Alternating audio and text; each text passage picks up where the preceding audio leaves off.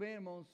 Olha que interessante, né? Eu fui pensar em falar com os irmãos hoje sobre Romanos 12, um texto que a gente já conhece, né? Rogo-vos, pois, irmãos, pela compaixão de Deus, que apresentei os vossos corpos em sacrifício vivo, santo, agradável a Deus, que é o vosso culto racional. Aí, quando eu estava pensando na mensagem, eu falei, puxa, quem está rogando, né? É o apóstolo Paulo. E quem são esses irmãos? E daí o estudo me levou para o começo de Romanos, que eu vou pedir para os irmãos abrirem as Bíblias lá em Romanos, capítulo 1.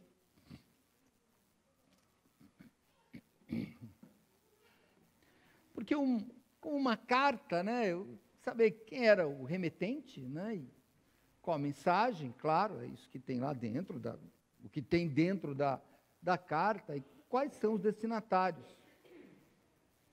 Hoje eu queria falar um pouquinho com os irmãos sobre o remetente e principalmente os destinatários. Quem sabe se essa carta também não é para mim e não é para você? Eu acho que é, mas vamos ver se nós atendemos aos requisitos do destinatário aqui, né? Quando você recebe o correio, lá, o carteiro na sua casa, ele pergunta o nome, né? E o nome tal, então, ou alguém que o represente, mas ele tem um nome de alguém lá dentro. Tem que bater um nome, senão ele não entrega a carta. Vamos lá, Romanos capítulo 1, verso 1. Paulo, servo de Jesus Cristo, chamado para apóstolo, separado para o evangelho de Deus, o qual antes prometeu pelos seus profetas nas santas escrituras, acerca de seu filho, que nasceu da descendência de Davi segundo a carne, declarado Filho de Deus em poder, segundo o Espírito de santificação, pela ressurreição dos mortos, Jesus Cristo nosso Senhor, pelo qual recebemos a graça e o apostolado, para a obediência da fé, entre todas as gentes pelo seu nome, entre os quais sois também vós chamados, para serdes de Jesus. A todos os que estáis em Roma, amados, chamados santos, graça a vós e paz de Deus nosso Pai e do Senhor Jesus Cristo. Nós vamos orar aqui. O irmão Anderson, pode orar, por favor? Pode ir naquele microfone ali orar por nós. Meu Deus, obrigado. Obrigado pelo ensinamento que vamos ouvir. Obrigado por podermos estar aqui aprendendo mais da sua palavra. Que o Senhor possa abrir nossos corações para que sua palavra venha de encontro a Ele. E que possa nos encher mais do seu Espírito Santo. É o que peço e agradeço. Em nome de Jesus. Amém. Amém. Obrigado, irmão. Vamos lá, então. Vamos pensar, né, em quem está escrevendo esta carta, irmãos, de Paulo aos romanos, né? O nome já diz, né, aos que estão em Roma, aos romanos. E o que acontece? A igreja de Roma, ela não foi organizada pelo apóstolo Paulo, né? O apóstolo Paulo está escrevendo lá, mas ele não foi organizador da igreja que está lá em Roma.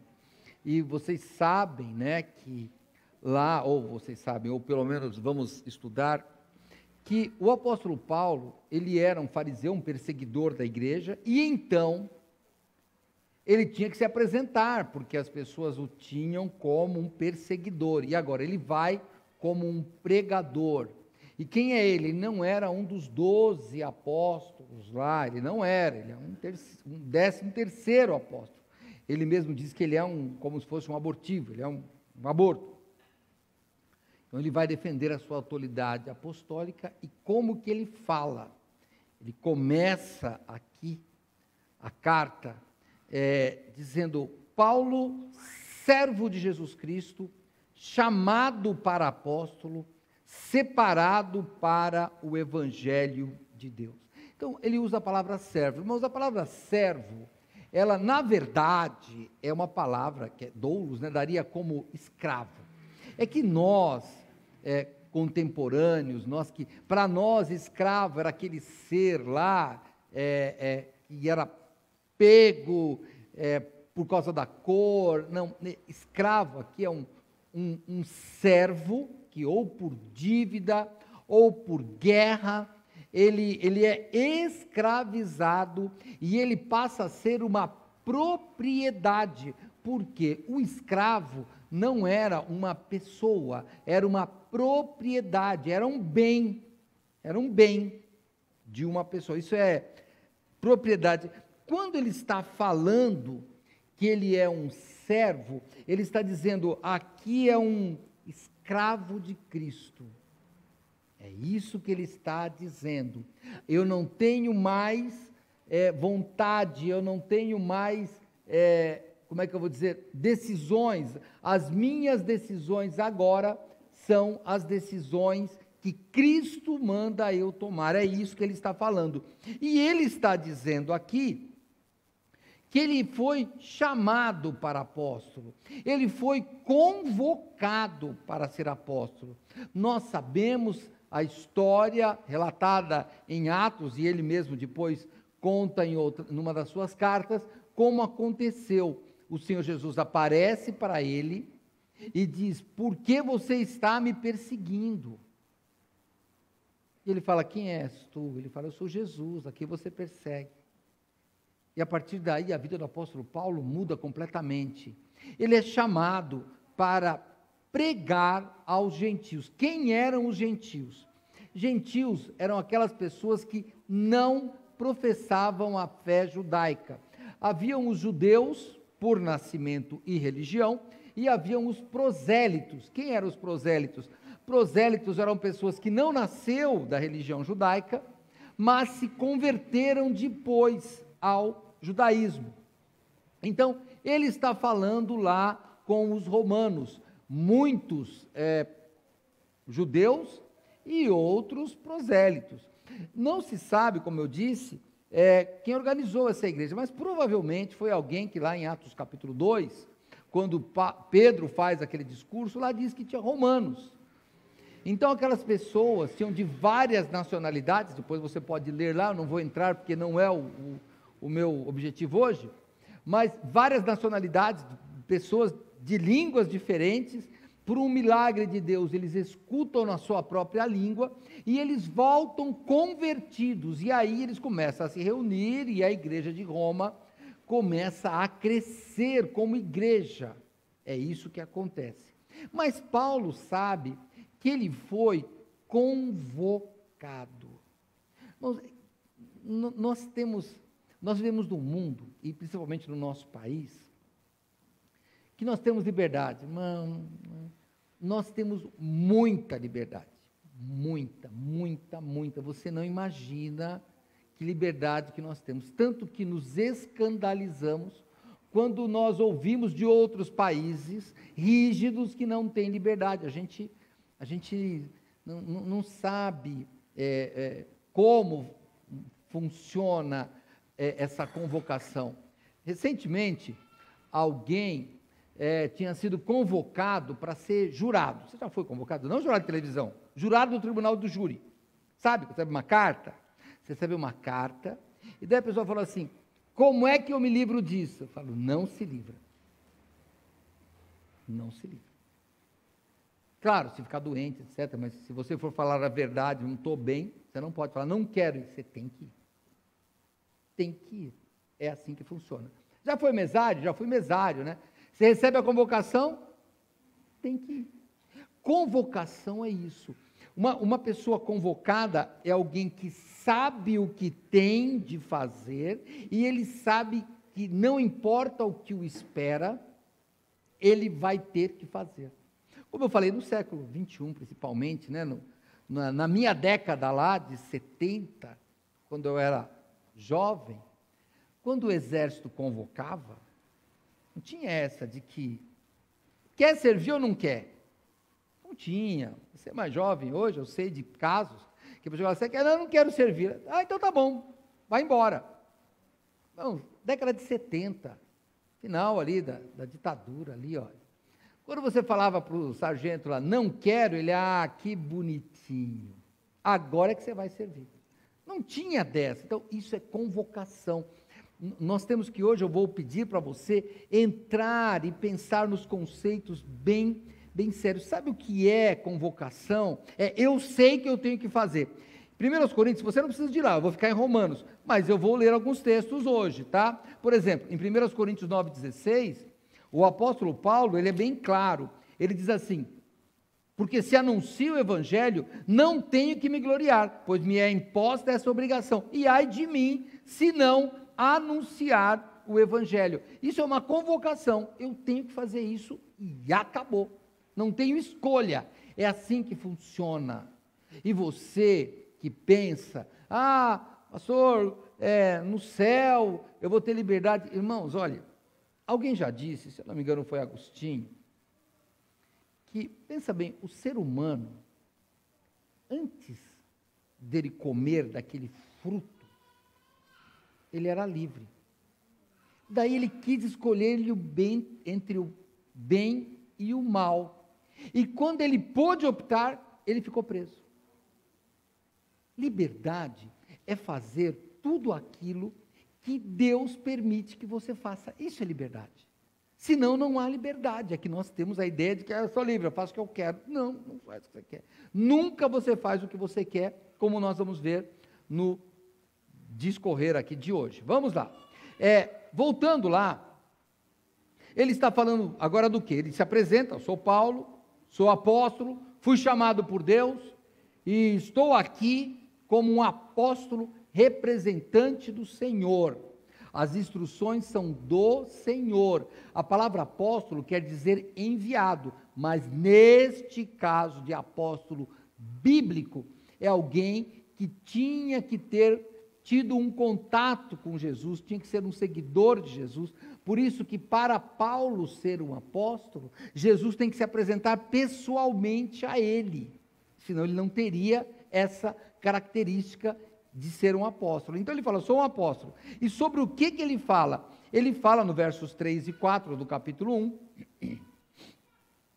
acerca de seu filho, que nasceu da descendência de Davi, segundo a carne, declarado Filho de Deus em poder, segundo o Espírito de santificação, pela ressurreição dos mortos, Jesus Cristo, nosso Senhor. Bom, eu não li o 2, né? Vou ler de novo.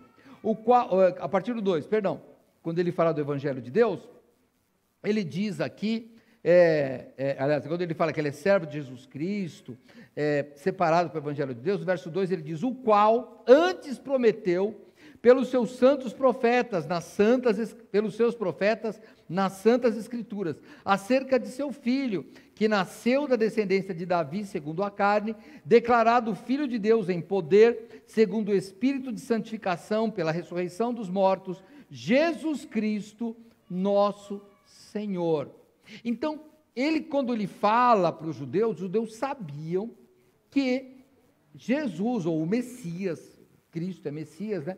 O Messias tinha que vir da descendência de Davi, era o reino que seria eterno, ele sabia disso, então ele fala, olha, estou falando de Cristo, que cumpriu as profecias a respeito do Messias, porque todas as escrituras, todo o Antigo Testamento, ele fala a respeito de Cristo, é isso que ele fala, e daí ele acrescenta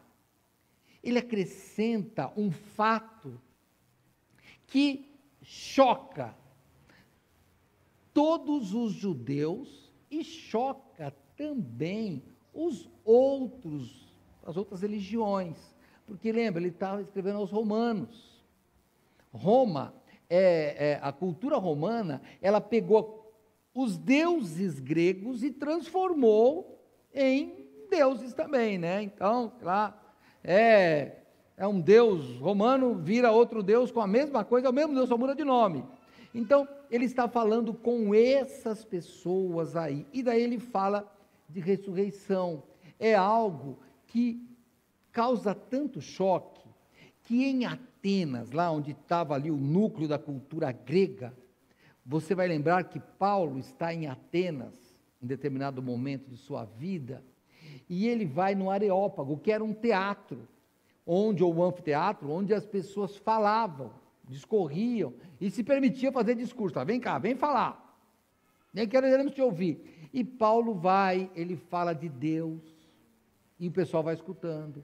Ele fala que Deus não é servido por mãos de homens, o pessoal vai tudo concordando, até que ele fala ressurreição. Aí parou. Atos 17. Eu vou voltar para Romanos, hein? Mas eu vou lá bem no finzinho aqui do discurso dele, em Atos 17, verso 30.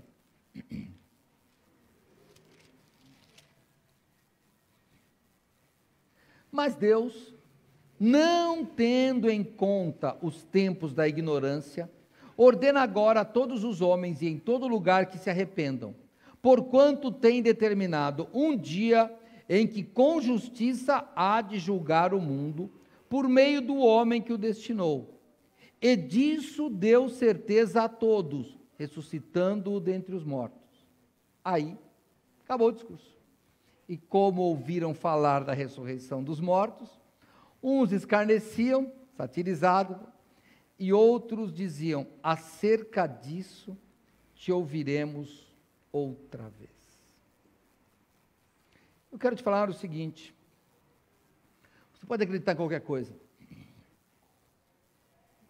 Nós somos um país livre, como eu falei. Você pode até acreditar em Cristo, mas se você não acreditar que Cristo morreu, ressuscitou, e Ele vai voltar, e Ele é o Filho de Deus, você tem um grande problema. Por quê? Porque você crê num Cristo que não cumpriu a sua missão.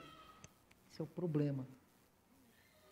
Cristo, ele tinha que vencer a morte, então ele vence a morte, ele morre, paga os nossos pecados, ressuscita. Se você falar: pastor, eu acredito em tudo isso, Jesus foi um homem bom, olha, os ensinos de Jesus, leio a Bíblia todo dia, eu acho maravilhoso, eu leio os evangelhos, eu só não acredito na ressurreição. Não adianta você acreditar no resto.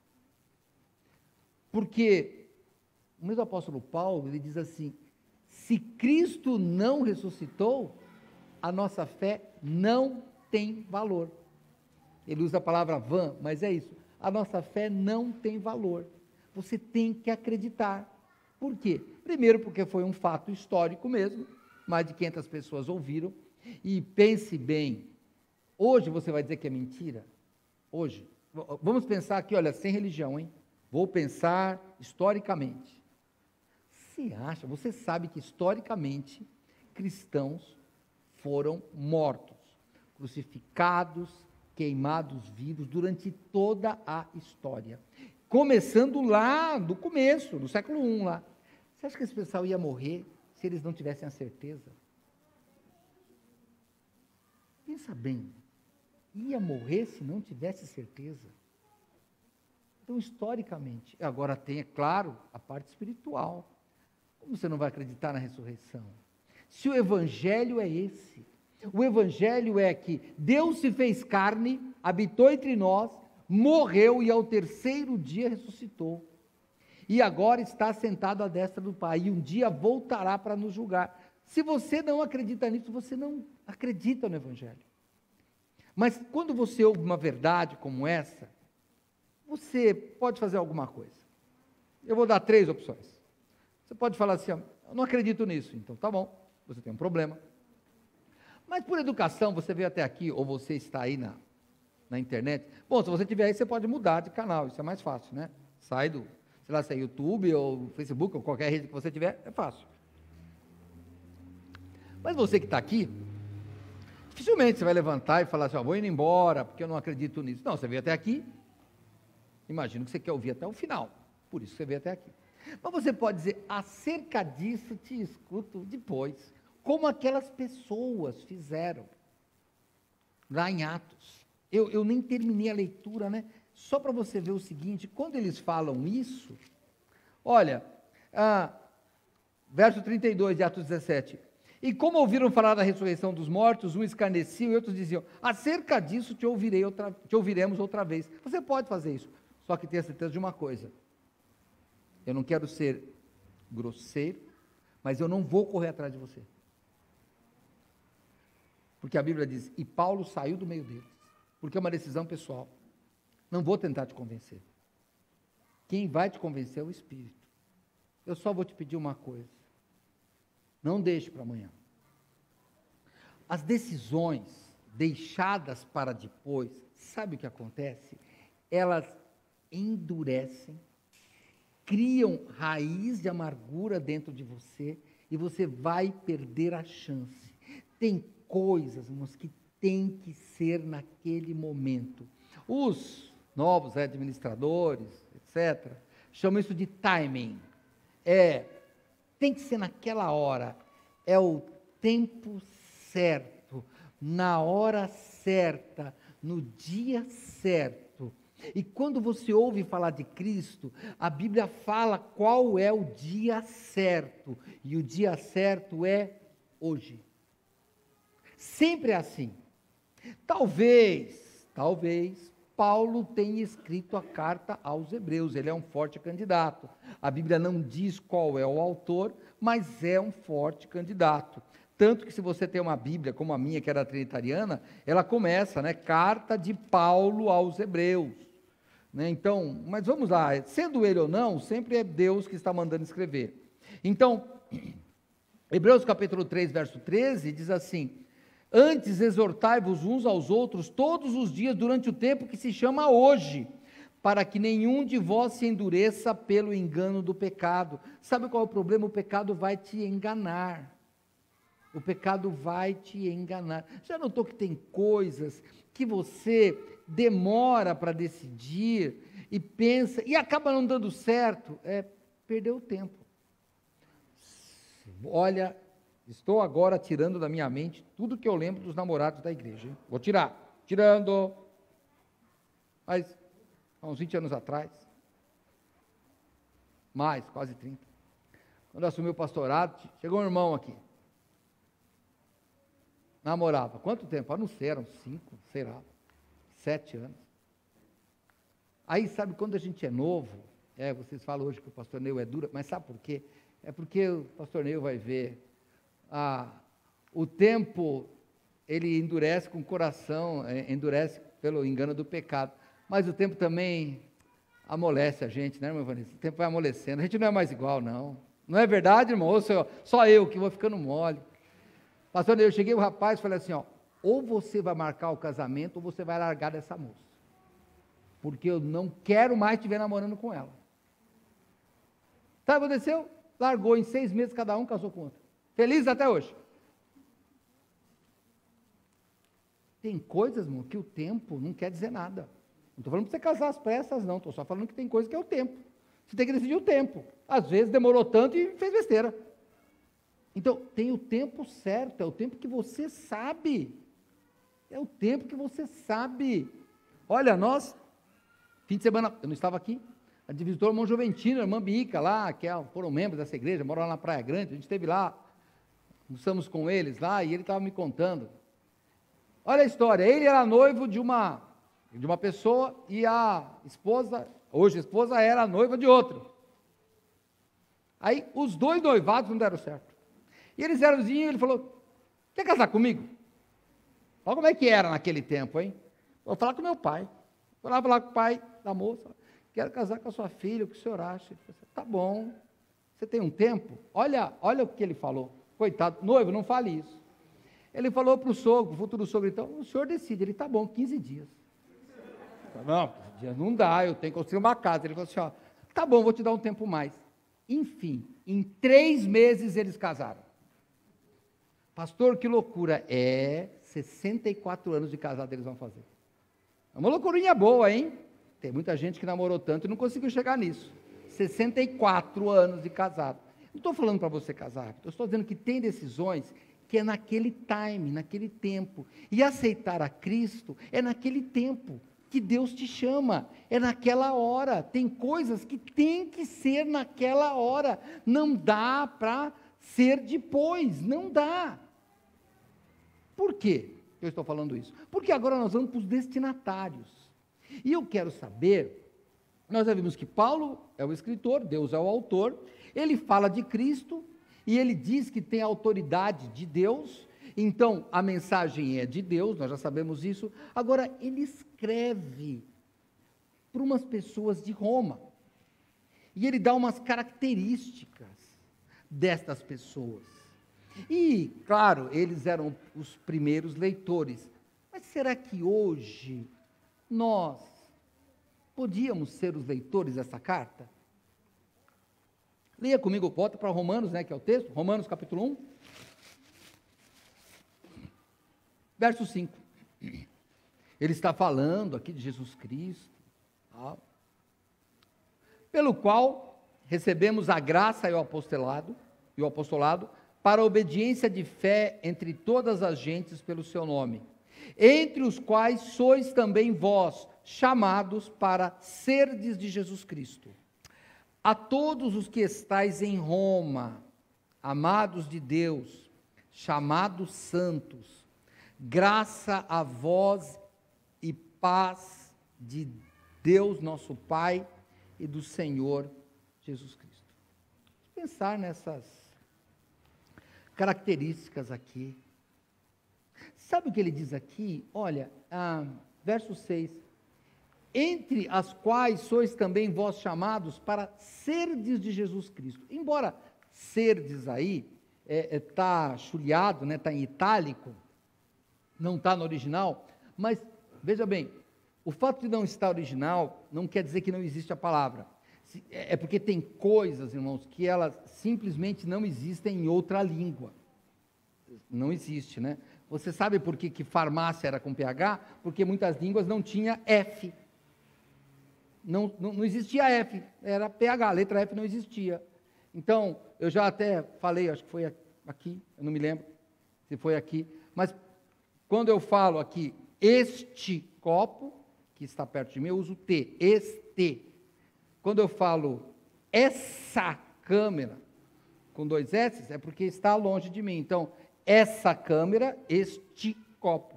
Só que no grego, por exemplo, não tem isso. Então, o tradutor, ele tem que transmitir a ideia. E aqui a ideia é a mesma de Paulo, vocês foram chamados para ser propriedade de Jesus Cristo. E agora é que eu gostaria que você parasse um pouco e pensasse. Sabe qual é o chamado de Deus para você hoje? O dia é hoje. É para você trocar de dono. E você pode dizer assim: ninguém manda em mim. Eu não pertenço a ninguém. Eu sou dono do meu nariz. E isso não é verdade. Responda para você mesmo. Uma pergunta retórica para você pensar e não para você responder. Você comete pecado? Aliás, eu vou ser mais cruel com você. Tem algum pecado que você não consegue largar? Tem alguma situação que está difícil para você largar? Pastor, já tentei, mas eu não consigo. Às vezes é um vício. Às vezes é um relacionamento errado. Às vezes é uma forma desonesta de ganhar dinheiro, não sei. Mas é alguma coisa que você não consegue largar. Sabe o que Jesus Cristo falou disso? João, capítulo 8, verso 34, o Senhor Jesus, Ele mesmo disse assim, respondeu-lhes Jesus, em verdade vos digo que todo aquele que comete pecado é servo do pecado. Então, este pecado ou estes pecados, eles estão te aprisionando. Tem alguma coisa que você queria largar e não consegue? Queria largar, pastor. Eu queria mudar de vida, mas eu não consigo. Isso é porque você é um escravo deste pecado. Só isso. Mas não fica triste, não.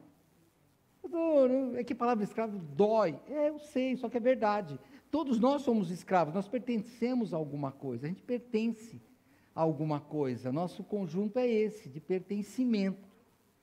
E o que, como eu disse, por que aqui está para serdes de Jesus? Porque durante a carta aos Romanos, e esta, irmãos, é uma carta, talvez alguém já escreveu que ela é a mais densa teologicamente, sabe? A carta aos Romanos é uma carta que Lutero fala dela, Calvino fala dela, Agostinho fala dela, um autor, Martin Lloyd-Jones, que é um autor famoso, ele acho que ficou 13 anos, se eu não me engano, nessa conta, estudando Romanos. Por quê, irmãos? Porque é difícil. É uma carta que fala do Evangelho profundamente. Então, quando está naquele lá para serdes de Jesus Cristo, lá em Romanos 1, 7, né, que eu falei, não, 6, você tem que ver que a carta diz isso. Você está em Romanos? Vai no capítulo 6, é a mesma carta, hein? É a mesma carta. Capítulo 6 de Romanos, verso 16. O mesmo autor, o mesmo destinatário, a mesma mensagem. Não sabeis vós que a quem vos apresentardes por servos para lhe obedecer, sois servos daquele a quem obedeceis? Ou do pecado para a morte, ou da obediência para a justiça? Mas graças a Deus que, tendo sido servos do pecado, obedecestes de coração a forma de doutrina a que fostes entregues, e libertados do pecado, fostes feitos servos da justiça. É isso que você quer? Você tem que largar, se tem algum pecado te prendendo como grilhões, algemas, você tem que se libertar.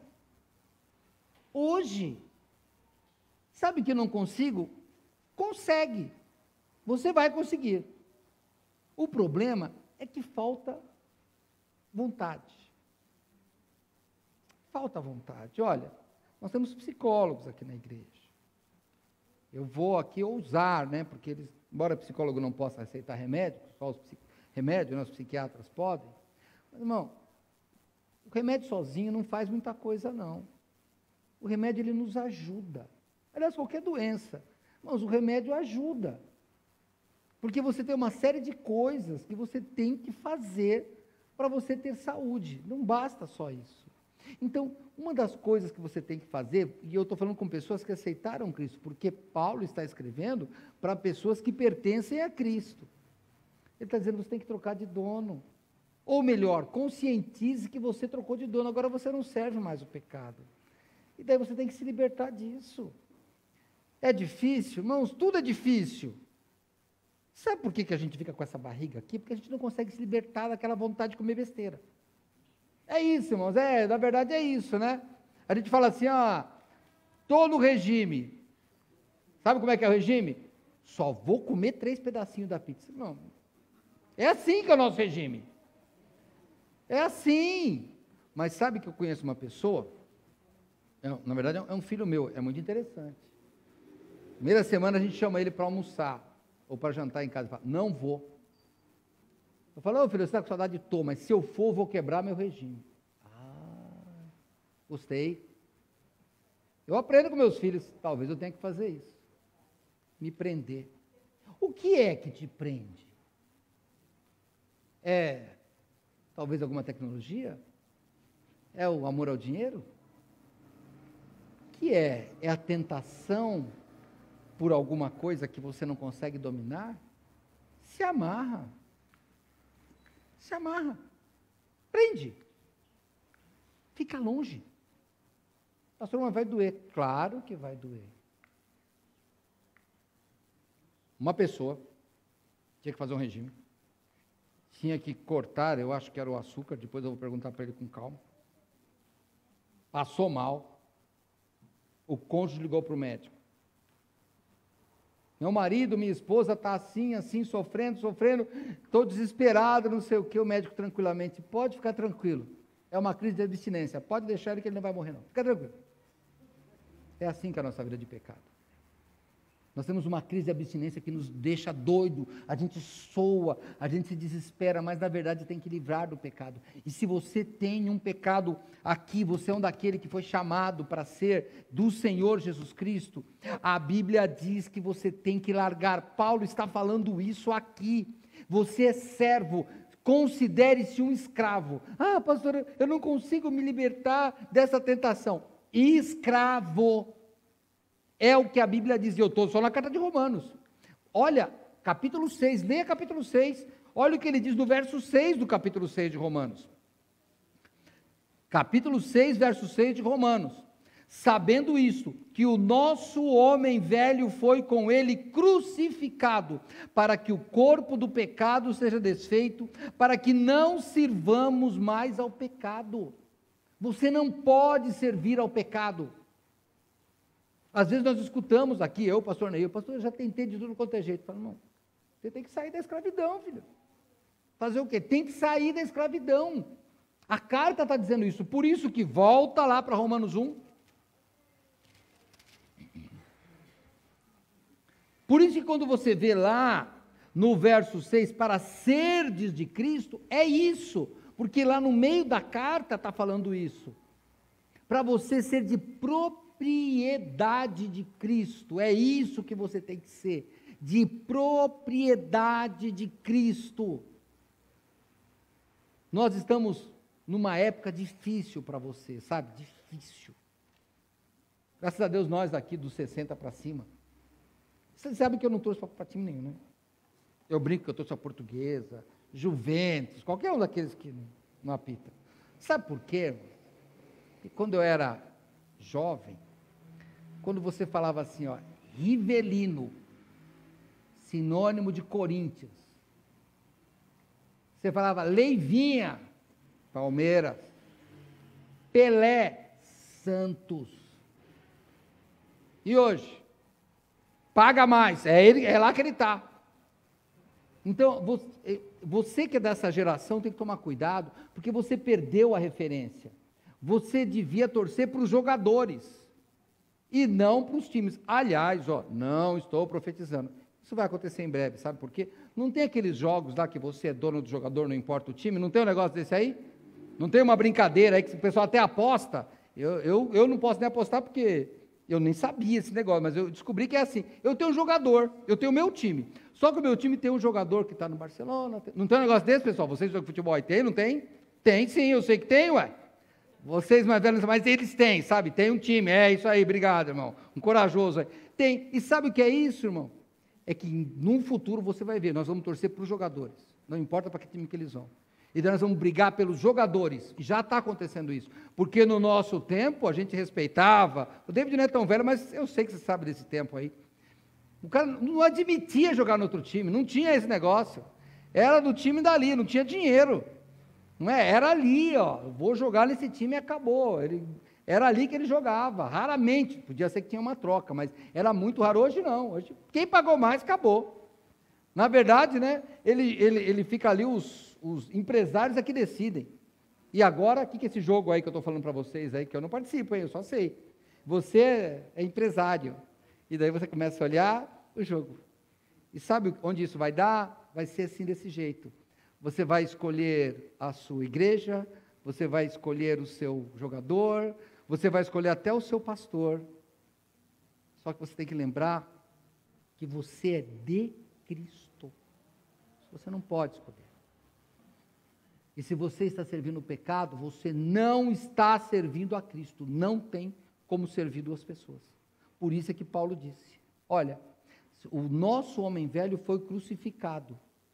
E agora, esse corpo não vai mais servir ao pecado. E se tem alguém servindo ao pecado aqui, você tem que largar e servir a Cristo. Essa carta é para você se for assim. Mas vamos continuar em Romanos 1, que nós temos que terminar, estamos no final já. Então, a pessoa é aquela que é serva de Cristo, tá certo? É propriedade de Cristo, Mas aqui no capítulo 7, no capítulo 1, verso 7, diz assim: a todos vós que estáis em Roma, essa carta, o primeiro leitor era um morador de Roma, amados de Deus, chamados santos. Então a segunda característica seria amado de Deus. E, peraí, Deus não ama todo mundo? É que vamos dividir o amor aqui. Ó. Quando nós, e eu estou interpretando Romanos por Romanos, quando você e eu nascemos, nós nascemos com o gene do pecado. Então, todos somos pecadores. Este amor, vamos chamar sei lá, a gente fala de graça geral, né, ou graça comum, mas vamos falar o amor comum. Deus ama todos os homens. Só que nem todos estarão na presença dele, porque todos estão contaminados. E não tem esta pessoa aqui, ou na internet, ou aqui no templo, que não tem esse gene. Porque no própria carta aos Romanos, fica aí Romanos, capítulo 5, verso 12. Portanto, como por um homem entrou o pecado no mundo, e pelo pecado a morte, assim também a morte passou a todos os homens, por isso que todos pecaram. Pronto, não tem jeito, nós vamos morrer porque o salário do pecado é a morte. Por isso que Romanos é uma carta bem densa, bem profunda, porque ele fala, a gente interpreta Romanos por Romanos e dá certo. Você tem o gene do pecado assim como eu. E o que nós vamos fazer com isso, pastor? Mas Deus não amou? Deus amou. Como é que ele amou? João 3,16, Deus amou o mundo de tal maneira que deu o seu Filho unigênito para que todo aquele que nele crê não pereça, mas tenha vida eterna. Então, o amor de Deus é incondicional? Só que só terá salvação aquele que crê. Deus amou o mundo de tal maneira que deu o seu Filho unigênito. Para quê? Para que todo aquele que nele crê. Não é para todo aquele que nasceu, é todo aquele que nele crê. Não pereça, mas tenha vida eterna. E aí, quando você não aceita Cristo, eu vou falar algo que pode parecer duro para você, me perdoe se eu estou sendo duro, mas é porque eu tenho que expor a palavra de Deus. Sabe o que a Bíblia diz? Que você é um inimigo de Deus. Não se ofenda, eu era inimigo de Deus. Aliás, todos nós aqui éramos inimigos de Deus. Tem um inimigo meu aqui, estou resolvendo. Porque nós somos inimigos de Deus por causa do pecado. Vamos em Romanos, interpretando Romanos 5,10. Porque se nós, sendo inimigos, fomos reconciliados com Deus pela morte de seu Filho, muito mais, tendo sido já reconciliados, seremos salvos pela sua vida. Então você só pode se tornar amigo de Deus pela fé em Jesus Cristo. Isso que está dizendo em Romanos. Por isso que é difícil de você ler e falar, vou te ouvir outra vez. É claro, porque ninguém gosta de ser criticado. Ninguém. Nós não somos feitos para receber crítica. A gente não quer receber crítica. Sabe esse negócio de culinária lá, né? Eu vejo, né? Mas às vezes eu assisto aquilo lá. Então, eu acho que a gente aprende tanto com aquele negócio. Não fazer comida porque não é o meu forte, né? Mas eu vejo a pessoa lá, vem lá aquele jogador lá e fala, olha, está uma porcaria. Faltou sal, a apresentação está feia, e depois vem a entrevista da pessoa, eu aprendi muito hoje, eu agradeço. Por dentro ele deve estar xingando até a última geração. Que é isso? Tem 1 milhão de pessoas te assistindo, o cara falando que você fez comida ruim, e você lá, muito obrigado, eu aprendi, nossa, eu estou tão feliz. Feliz. É claro, né? Está lá, tem que fazer para ver se dá uma chance, né? Que feliz, não me esculacha, perdão. Esculacha, isso aqui é uma porcaria. Eu já vi um homem falar assim, isso aqui é uma porcaria. Tem um até estrangeiro lá que é bem grossão mesmo. Isso é uma porcaria. Muito obrigado, aprendi muito. Aprendeu o quê? Aprendi, isso aí já basta que eu apanhei da minha mãe, ainda vem apanhar dos caras aqui. Então, É assim, a gente não quer ouvir. Só que a Bíblia diz que você é um inimigo mesmo de Deus. E agora tem que se reconciliar com Deus. E como é que se reconcilia? Só se reconcilia com Cristo.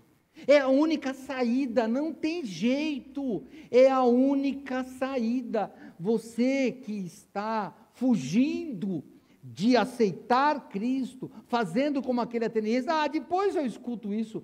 Não, olha, você vai perder o time, você vai perder o tempo.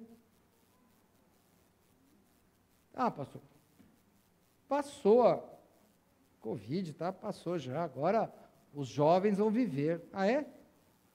Esse ano. Fui em 2 velórios de pessoas com 31 anos. Não estou falando que você tem 31 vai morrer, mas toma cuidado, aí uma idadezinha. Teve um ataque do coração. Atletina, caiu. Não deu tempo. Pastor, devia estar num lugar ruim. Estava indo para a igreja. Não tem nessa não. O problema é que quando você perde o timing, o tempo, a funerária ganha. Então toma cuidado. O tempo é hoje, não deixa para depois. Sabe, nós vivíamos inimigos de Deus e nós não tínhamos parte com Cristo, não tínhamos. O mesmo apóstolo Paulo, ele escreve aos Colossenses, quer ver? Vai lá comigo em Colossenses, senão eu vou ler, tá? Se você não for, eu vou ler. Depois de Filipenses, você tem Colossenses, capítulo 1, verso 12, dando graças ao Pai que nos fez idôneos para participar da herança dos santos na luz, o qual nos tirou da potestade das trevas e nos transportou para o reino do Filho do seu amor. É isso que Ele nos fez. Ele nos tira das trevas e nos leva para um reino de amor. E sabe o que Ele faz quando você aceita Cristo? O amor, teve até uma música que foi cantada, essa de construir aí. Aliás, pastor, no final vamos cantar essa música de novo, que eu achei interessante, porque tem muito a ver com o que eu estudei, com o que a gente está estudando juntos hoje. Sabe por quê? Porque esse reino do amor só existe porque Deus nos amou primeiro. É isso, mas uma coisa que eu queria, nós vamos cantar, como eu falei no final, só que está no futuro, o meu fundamento vai ser, eu não serei abalado, e por causa da música, da rima, nós vamos ter que cantar no futuro, mas eu queria que no seu coração você cantasse no presente, eu não sou abalado, eu fundamento hoje minha vida em Cristo, hoje, não amanhã, é hoje, não deixa para amanhã. Qualquer decisão que você queira tomar, e no final nós vamos cantar, e eu vou perguntar se você tem alguma decisão. Decisão é hoje. Sabe qual é o problema de você exigir decisão hoje? É que às vezes não sai exatamente como você quer. Viu lá um rapaz que foi pedir a noiva lá num evento, aí se ajoelhou, deu o anel, e ela falou assim, não. Eu falei, poxa, tá bom, né? Mas vamos olhar o lado certo. Ela estava certa, não estava errada não. Não estava preparada. O problema é que a salvação é para hoje, não é para amanhã. Você tem que estar preparado, é hoje. Sabe por quê? Quando a dona morte bater, você não vai chegar para ela e falar, espera, volta amanhã. Ela pega você no mesmo dia. Sabe quando o pecado, para eu não falar da morte, para você não ficar magoado comigo, quando ele bate na tua porta, ele bate hoje, ele não bate para amanhã. Ele bate hoje, ele quer você agora. E a outra característica, se você voltar lá para Romanos capítulo 1, onde nós estamos, ainda no verso 7, a todos que estáis em Roma, amados de Deus, é essa outra característica, e chamados santos. E aí nós temos que pensar, santificado, ou santidade, ou santo, é algo separado. Isso é uma coisa santa, é alguém separado. No Antigo Testamento você tinha objetos santos, lugares santos, porque a presença de Deus fazia daquela coisa ou daquele lugar santo. Do mesmo jeito, por que você é chamado santo? Não porque agora, vou brincar, você vai ganhar uma auréola, uma asinha aqui, vai ficar com uma cara assim de... Não, não é isso. Você vai ficar santo, sabe por quê? Porque quando Deus entra, através do Espírito Santo, Ele habita onde você está, e a presença de Deus traz consigo a santidade.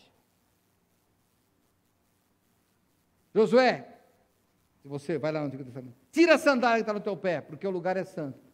Vou brincar, hein? Não está na Bíblia, hein? Então Josué fala, não, passa aqui. Moisés, não, já passei aqui um monte de vezes, não é santo não. Olha aqui, ó, capim, olha que terra. O que ele não fala aí? Sabe o que eles fazem? Eles se prostram. Porque a presença de Deus deixa santo. E é isso que é a minha proposta para a sua vida hoje. A minha não, a proposta da Bíblia.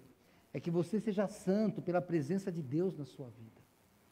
E daí a santidade vai fluir de você. Aí você não vai ficar, eu vou fazer porque senão Deus vai me castigar. Não, é porque agora eu sou propriedade de Deus. Agora eu quero servir, agora a presença de Deus tem que inundar o meu ser. E agora eu mudei, é por isso que ele fala, olha, santos. E como é que nós somos santos? Eu vou ter que interpretar Romanos aqui agora para uma outra carta. O fato de você ser propriedade de Jesus já te torna santo. Olha o que o mesmo apóstolo Paulo escreve aos Coríntios. Primeira carta de Paulo aos Coríntios, logo no capítulo 1, é o livro depois de Romanos, tá? Se você quiser, senão eu vou ler. Primeira carta de Paulo aos Coríntios, capítulo 1, no verso 30. Mas vós sois dele em Jesus Cristo, vós sois de Deus em Jesus Cristo, o qual para nós foi feito por Deus sabedoria, justiça, santificação e redenção. Você é santo porque é de Cristo, é só por isso. Não tem santidade, eu sou santo porque eu faço tudo certinho, não, porque Cristo habita em mim. Isso tem que ser. Por quê? Porque a santidade, irmãos, ela tem que decorrer da nossa adoração. Ele tem que decorrer de sermos propriedades. E isso não é só o apóstolo Paulo, não. O apóstolo Pedro fala a mesma coisa. Eu vou andar um pouquinho aqui, já vou voltar. Nós estamos no último versículo que eu ia ler já. Primeira carta de Pedro, agora está lá no finzinho da Bíblia. Se você não achar, eu já achei aqui. Primeira carta de Pedro, capítulo 1, no verso 15, diz assim: mas como é santo aquele que vos chamou, aquele que vos convocou, aquele que é seu dono, aquele de cujo qual você é propriedade, como é santo aquele que vos chamou, sede vós também santos em toda a vossa maneira de viver, porquanto está escrito, sede santos, porque eu sou santos. É assim que vai funcionar. Santidade é uma característica que você tem, por você expressar Cristo na sua vida. Jesus falou, faça as boas obras, para que as pessoas, vendo as suas boas obras, glorifiquem a Deus que está no céu. A Bíblia, irmãos, ela tem uma coesão, uma coerência, porque é a palavra de Deus, ele é um autor só. Lembra, várias pessoas escreveram, mas ele que é o autor. E aí, quando você vai em capítulo 1, verso 8, é o nosso último versículo de Romanos, hein? Primeiramente dou graças ao meu Deus, por Jesus Cristo, acerca de vós todos, porque em todo o mundo é anunciada a vossa fé. O que ele está falando aqui? Irmãos, a santidade, a nossa fé, ela tem que ser pública. O seu vizinho tem que saber que você é crente. Eu vim hoje vestido assim de terno, gravata, mas você vê que não se usa mais. Não se usa mais. Você vende com roupas comuns. E antigamente, sabe como é que era crente? Crente era assim, terno, gravata e uma Bíblia. E a mulher era uma saia comprida e uma Bíblia. Era assim que chamava crente. Hoje não. Aí hoje ficou mais fácil ser crente. Mais difícil publicar. Porque o seu vizinho sabe que você é crente. Talvez ele saiba que você é, sei lá, corintiano, palmeirense, portuguesa. Portuguesa não sei nem se vende camiseta dela, mas Você tem uma camisa, sabe que você é, mas será que ele sabe que você é crente? Sabe quando que é bacana, que é legal? A pessoa fala, você é diferente. Por quê? Isso que é legal. Porque daí a sua santidade exaurindo, saindo, expandindo de dentro de você. É assim. Então você tem que tomar cuidado, por quê? Você tem que ser santo, olha nos lugares que você tem que ser santo. Você tem que ser santo no trânsito. Sabe por quê? Vou brincar, hein? Quando o policial vem e te multa, e você fala, posso dar um folheto para o senhor? Olha, mas eu sou crente. Você fala, rapaz, é isso. O seu patrão, quando você está fazendo coisa errada, fala, mas eu sou crente. Fala, crente. A crença nossa, a nossa santidade, a nossa fé, ela tem que ser pública e ela tem que ser publicada. Não basta só você ser crente escondido. Sabe por quê? De novo, Romanos interpretando Romanos. Romanos capítulo 10. Era pública a fé deles, era notória. Romanos capítulo 10, verso 9. A saber, se com a tua boca, não é com o teu pensamento, é com a tua boca, confessares ao Senhor Jesus, e em teu coração creres que Deus o ressuscitou dentre os mortos, será salvo, visto que com o coração se crê para a justiça, e com a boca se faz confissão para a salvação. É isso daí. Então, cuidado. O seu colega de serviço, o seu vizinho, vou brincar com os jovens aí, a sua paquera sabe que você é crente? Sabe ou não? Vai ser um choque. Crente? Olha a pior ofensa. Nunca pensei que você fosse crente. É porque está muito mal o seu testemunho. Acabou Romanos, nós vamos terminar, mas eu vou ler um outro versículo que é o último. Que Paulo escreve aos Gálatas. Pode fechar Romanos, vai lá para Gálatas. Depois de Coríntios, lá você encontra Gálatas. E abre no capítulo 2.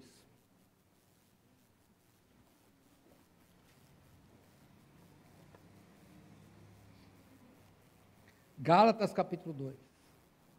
Na verdade, você é propriedade de Cristo. Você é amado de Deus. Você é santo porque Deus entrou na sua vida. Então agora o reflexo da sua vida é o que está aqui no verso 20. Gálatas 2:20. Já estou crucificado com Cristo e vivo, não mais eu, mas Cristo vive em mim. E a vida que agora vivo na carne, vivo-a pela fé do Filho de Deus, o qual me amou e se entregou a si mesmo por mim. Esse é você? A carta aos Romanos é para você. Não é? Então poderia ser. Depende de suas decisões. Decisões que você tem que tomar na sua vida. E talvez hoje você tenha uma decisão para tomar. Eu vou chamar o grupo de louvor, nós vamos cantar. Podem vir, eu vou orar daqui a pouco, antes de vocês cantarem. Mas eu quero aquela música lá, que eu também, o pastor Nil falou que era novo, para ele eu já estou até agora exagerando, agora vai cantar de novo, coitado. Irmãos, vamos fazer o seguinte, se você tem uma decisão hoje, qualquer decisão, talvez seja abandonar um pecado, talvez seja só um pedido de oração. Você pode falar, pastor, eu estou escravo aqui, olha, vamos orar juntos? Eu vou orar junto com você. Eu não tenho uma oração libertadora, não, nós vamos orar juntos, tá? Eu vou estar junto com você. Talvez você fale assim, olha, pastor, eu tenho que tomar uma decisão.